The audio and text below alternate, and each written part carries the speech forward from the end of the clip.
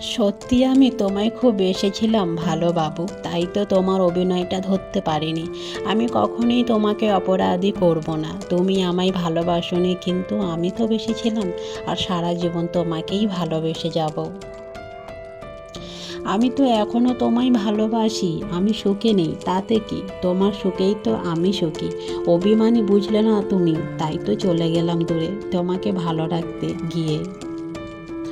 100 ছেলেও মেয়েদের মধ্যে প্রতারণা করে 95% মেয়েরা। তারা ভালোবাসে সরকারি চাকরিকে, কেন ছেলেকে নয়? হায় রে পৃথিবী!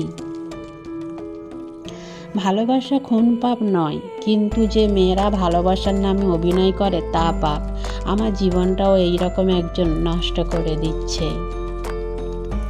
জীবন যদি হাসি খুশি হতো, তাহলে জীবনের কষ্টের মূল্য বোঝা যেত। সেই কষ্টকে সবার সামনে দেখানোর জন্যে প্রেম ভালোবাসা ট্যাবলেট হিসেবে কাজ করে। জীবন একটা ইতিহাসের চিত্র নিয়ে দাঁড়িয়ে থাকে, যেখানে প্রতিটা অতীত জমানো থাকে। আর ভালোবাসাও তেমনই একটা অর্থ প্রকাশ করে, অতীতকে নিয়ে কাঁদানো। তাই কষ্টকর জীবন ইতিহাসের সাথে জড়িত। ভেবেছিলাম তুমি আমাকে জড়িয়ে ধরে বলবে, অন্য কাউকে নয়, আমি শুধু তোমাকে ভালোবাসি। কিন্তু আমার সময়টা যে খারাপ, একবার হাত ধরাতে এই অবস্থা, দ্বিতীয় হাত ধরলে বাকি জীবনটা শেষ হয়ে যাবে। তোমাকে পাওয়াটা আমার ভাগ্য নাই। তুমি দুঃখ দিলে, কষ্ট দিলে, মন তো দিলে না। ভালোবাসার নামে তুমি করলে ছলনা। কত ভালোবাসি তোমায় সে তো বুঝলে না। আমার মনের মানুষ বন্ধু তুমি হইলে না। কখনো ভেবো না যে ভালোবাসা অতি সহজেই পাওয়া যায়।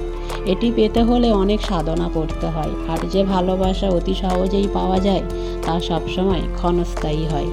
আমার জীবনের সবচেয়ে বড় সত্য হচ্ছে, তুমি আমাকে ছেড়ে চলে গেছো, ভুলে গেছো, কখনো মনে করো না আমায়। আর সবচেয়ে বড় মৃত্যুটুকু হলো, আমি তোমাকে ভুলে গেছি, ভুলে গিয়ে সুখে আছি।